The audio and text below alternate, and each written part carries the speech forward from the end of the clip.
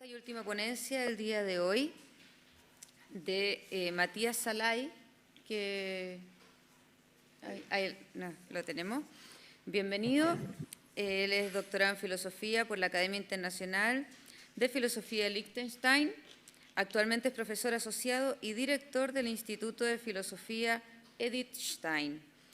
Él nos presentará la ponencia Respeto más allá de la postura conservadora y progresista, la radicalización cristiana de la reverencia. Buenas tardes a todos. Espero que me escuchan. Tengo la gran alegría de saludar a muchísimos amigos en Chile, muy especialmente a Roberto Marconi, con quien hemos estudiado juntos, y a profesor Emilio Morales, a profesor Serrani, a quien escuché ayer con gran gozo, y a muchos otros como don Emilio. Pues como el tiempo es muy corto, y no voy a leer mi ponencia, sino hacer algunos esbozos de manera quizás superficial. Voy a darle, sin embargo, la estructura de mi pequeña ponencia. En primer lugar, voy a hablar sobre, en esta gran crisis de falta de respeto, para unirme al profesor Marconi como una nota de pie a página a su gran ponencia metafísica, dando un ejemplo de política. Voy a explicar algunas hipótesis de trabajo, luego propongo un análisis lingüística de lo que es el respeto, acompañado por unas reflexiones más bien fenomenológicas, que ciertamente son insuficientes, pero demuestran algo de la paradoja que tiene el acto de respeto. Luego, preguntándome lo que es el respeto de verdad, voy a considerar dos propuestas políticas: el respeto según los tradicionalistas o conservadores, y el respeto según la interpretación de los progresistas, demostrando un poco las carencias de estas dos propuestas, para luego pasar a lo que yo considero la pregunta profunda sobre el respeto. No es qué es el respeto, sino quién es la fuente última de respeto. Y intentaré demostrarles que de la paradoja política, ¿no?, de las dos interpretaciones conservativas y progresistas, o tradicionalistas y progresistas, la salida que propone posiblemente una interpretación cristiana no es una resolución de la crisis o la paradoja, sino más bien una introducción al drama verdadero del respeto. Y eso sería el encontrarse con quién es la verdadera fuente de respeto. Como prometido, quizás brevemente, poniendo mis cartas encima de la mesa, les diré de que mi punto de vista de considerar esta crisis de respeto sería un punto de vista cristiano. ¿Qué quiere decir esto? Que en el mundo de política, como argumentan algunos amigos de nosotros que tenemos en común, como Rocco Bottiglione o Rodrigo Guerra, pues que la propuesta cristiana no tiene que ir contra una propuesta conservadora o contra una propuesta progresista, sino más allá de ellos. Es decir, lo que es la tarea del cristianismo en este terreno es introducir aspectos como nuevos puntos de partida, revisar el principio de acercarnos a las cosas y sacar otros tipos, mostrar otro horizonte. Dicho de otra manera, que resume estas tres cosas, la propuesta cristiana siempre introduce una nueva hermenéutica, ¿no? Concretamente, si me permiten, es la hermenéutica de reverencia. Está cambiado por una hermenéutica de tipo de amor o misericordia, ¿no? Esto es lo que me gustaría explicar más adelante. Entonces, a lo que les invito es una revisión dramática de lo que es el acto de respeto. Es decir, no una teoría, no una mera interpretación, sino introducirnos en el verdadero drama que es del respeto. Con esto quiero decir que, fíjense, lo que tenemos que constituir aquí es un último Sinnzusammenhang, un contexto del sentido, ¿no? Eso es lo que tenemos que aclarar. ¿Cuál es el horizonte de introducirnos a esta drama de que es el falta de respeto que todo el mundo nos llama en nuestros tiempos? Fíjense, recientemente, ayer, ¿no?, me enteré de la magnífica propuesta de nuestra Unión Europea, es de penalizar el uso de la palabra de Navidad. ¿Qué les parece esto? ¿No? O sea, hay que borrar el concepto de Navidad porque es falta de respeto. ¿Sabes? Quizás estamos en los últimos momentos de hablar sobre el respeto en términos filosóficos y no penales. Bueno, entonces lo que sugiero que el respeto no es meramente, como argumentan algunos, un valor o una actitud social y política, ni siquiera se trata meramente de la dignidad de persona, sino se trata de iluminar la relación dramática entre hombre y lo divino. Bueno, rápidamente quizás algunas consideraciones. El gran húngaro filósofo Polanyi dice que tenemos una sabiduría tácita, ¿no? Un conocimiento tácito no explícito sobre lo que son las cosas. Y claro, este conocimiento tácito de lo que son las cosas está en el lenguaje. Por lo tanto, sugiero de revisar algunas consideraciones lingüísticas de Webster Dictionary en inglés, porque el inglés es bastante rico, quizás no tan rico como el castellano, pero sí, bastante rico. Mira, aquí la primera cosa que me llama la atención es que considering it worthy of esteem, rather than consider it to have worth, ¿no? Dice esta diferencia del Webster Dictionary. Es decir, el juicio que está involucrado en el respeto es considerarse algo como digno. No es meramente una actitud subjetiva, sino es considerarlo objetivamente como lo que merece respeto. Con lo cual está involucrado dos cosas, ¿no? Un juicio de valor y una jerarquía de valores. El segundo punto es que quizás el feeling respect for somebody, que tiene una parte emocional también el respeto. No es meramente emocional, ¿no? Los progresistas lo convierten de su modo emotivista el respeto a algo meramente emocional. Sin embargo, la parte emocional es importante. Ahora, fíjense a la expresión regard something with respect, o en alemán etwas in Rücksicht nehmen.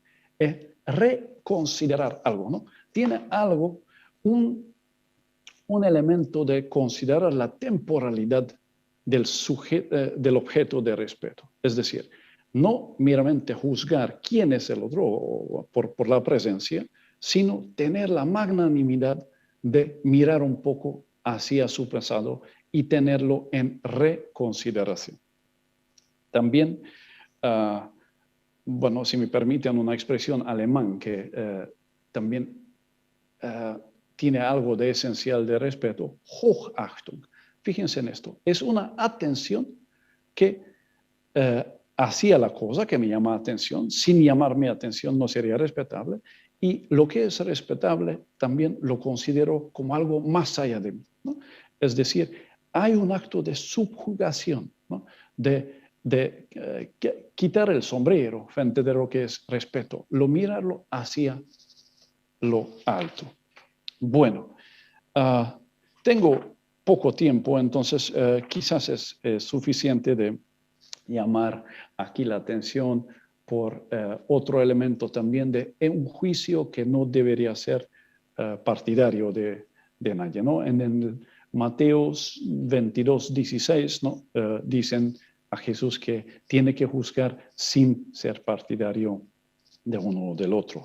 Es decir, juzgar el acto de la persona no teniendo en consideración las determinaciones de la persona.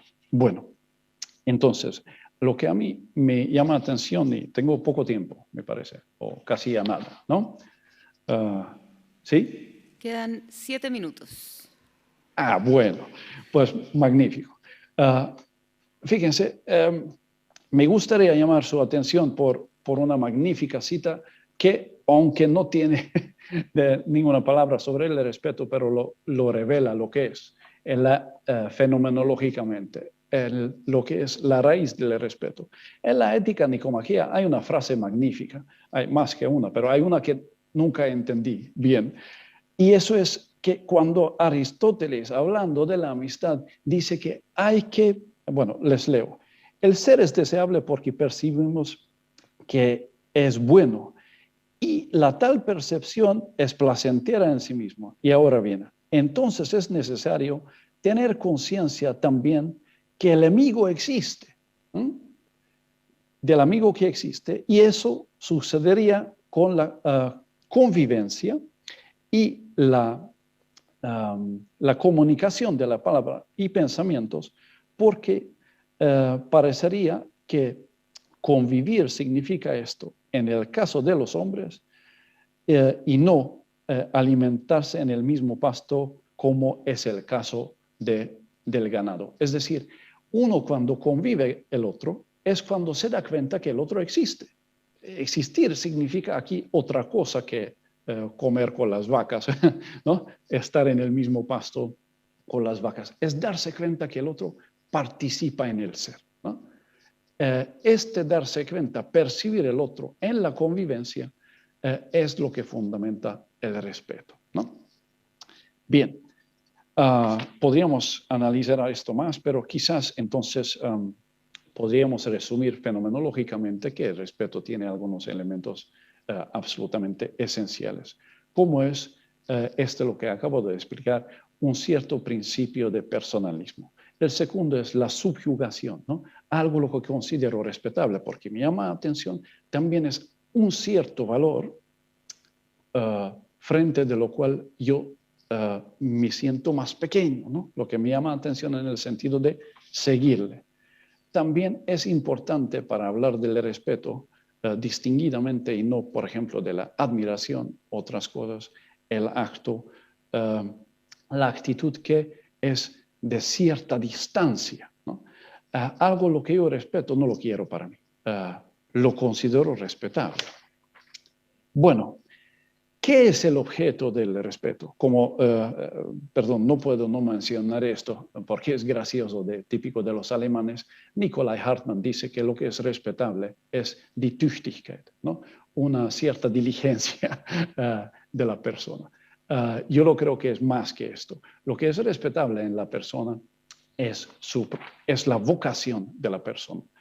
Como tenemos poco tiempo, les resumo más concretamente lo que es respetable en el otro. Es ni siquiera su respuesta, que siempre queda pequeña, ¿no?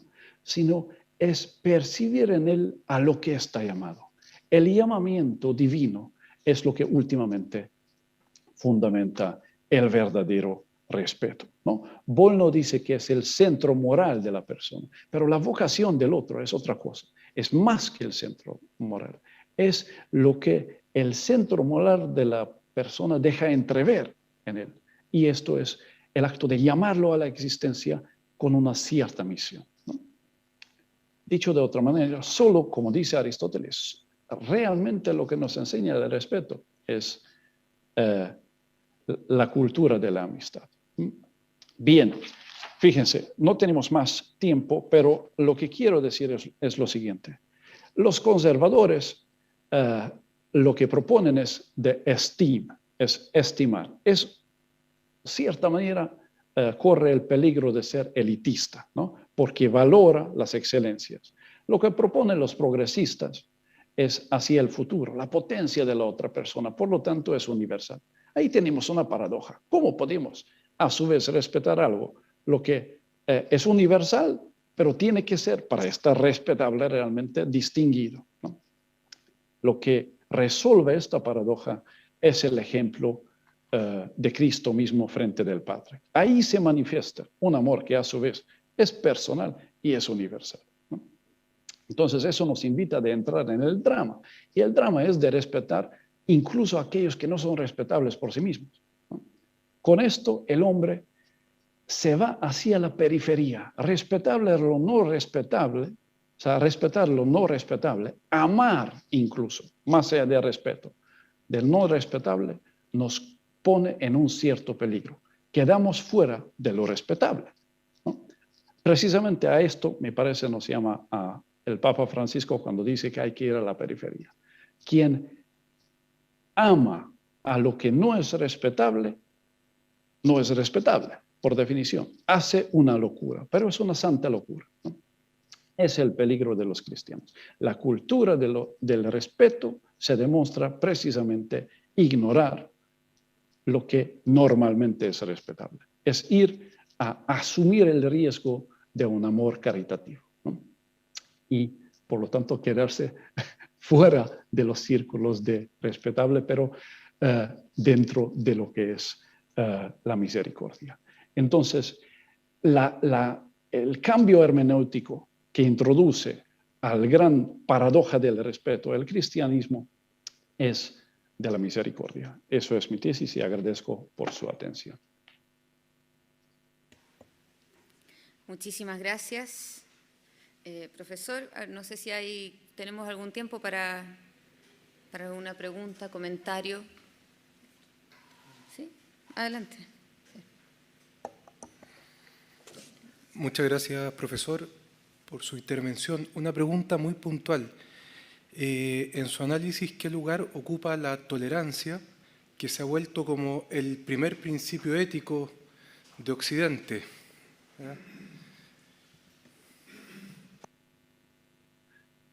Primero, profesor, si me permite darle las gracias por su magnífica charla. Deberíamos hablar más de su tema que de esto. Es muy indigno de hablar de la tolerancia. Claro, no he llegado a explicar esto, que me parece que hay dos propuestas, ¿no? Lo que en inglés sería esteem and tolerance, ¿no? Estimar, que es más bien la interpretación conservativa, y los progresistas tienen una interpretación de respeto en el sentido de tolerancia. Pero proponer la tolerancia en cierto sentido es,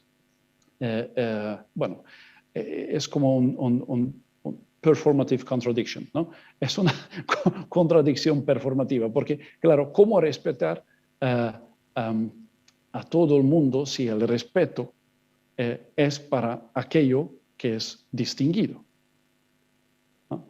Entonces, claro, quedamos en la tolerancia, pero la tolerancia es poca cosa. O sea, emocionalmente incluso es paradójica, porque a nadie le gusta meramente estar tolerado. Lo que quiere es estar afirmado, ¿no? Entonces, yo creo que en lo que llevan razón los progresistas es que lo que llama nuestra existencia como ser humano tiene que ser universal. Por eso ellos quieren extender la tolerancia a las periferias. Y en esto tienen cierta razón, ¿no? Pero no es el respeto que se extiende, ¿no? Sino es el amor de misericordia. Entonces, me parece que es paradójico lo que ellos quieren de nosotros. Y claro, dicen que es un valor que lo proponen, pero de lo que quitan su fundamento metafísico, ¿no? Por eso quedan en meramente lo emocional. Por eso me parece tan importante las sugerencias del profesor Marconi. Claro, hace falta una fundamentación metafísica, ¿no? Pero la fundamentación metafísica me parece que no se sostiene a sí mismo. Lo que se sostiene es algo mucho más grande y mucho más frágil. Es una narrativa. La historia de Cristo. O sea, la historia del pueblo de Dios.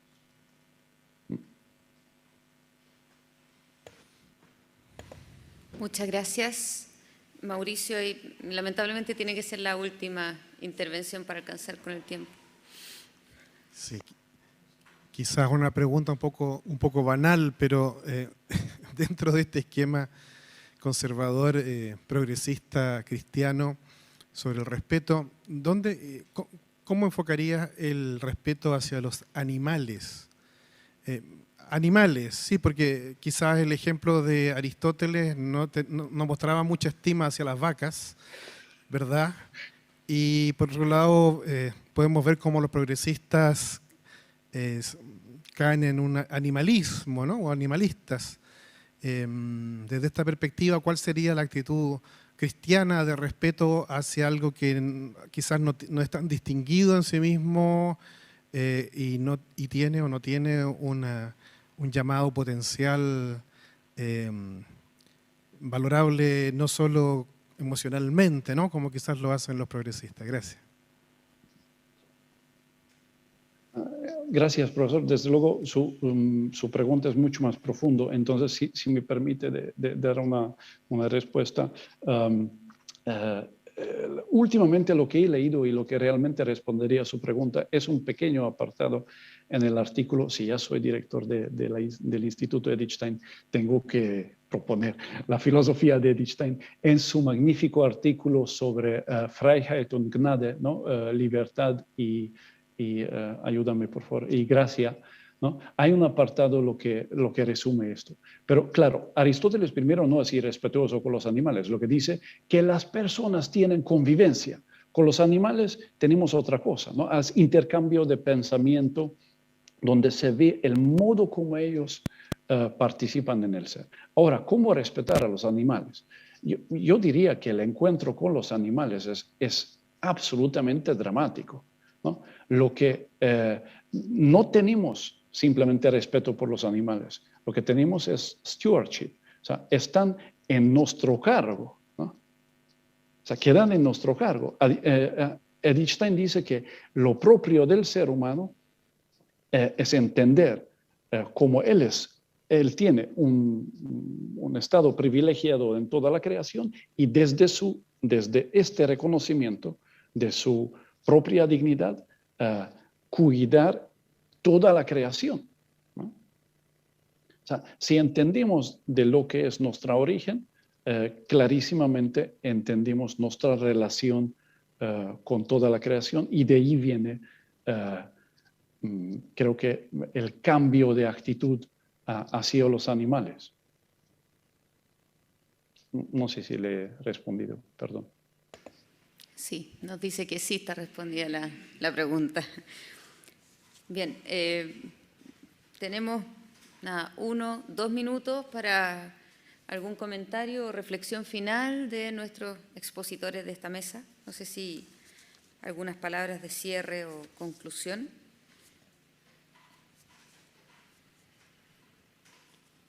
O ya se ha dicho todo porque hemos conversado bastante. Tal vez Matías, que le faltó tiempo.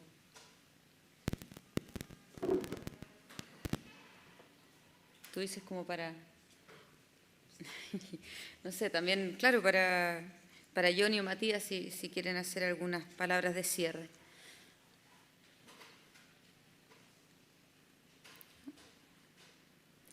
Bien. Bueno, si me permiten simplemente una palabra de gratitud de un pequeño húngaro que se siente absolutamente honrado de estar aquí con ustedes en un seminario de identidad cultural latinoamericana. Es un honor.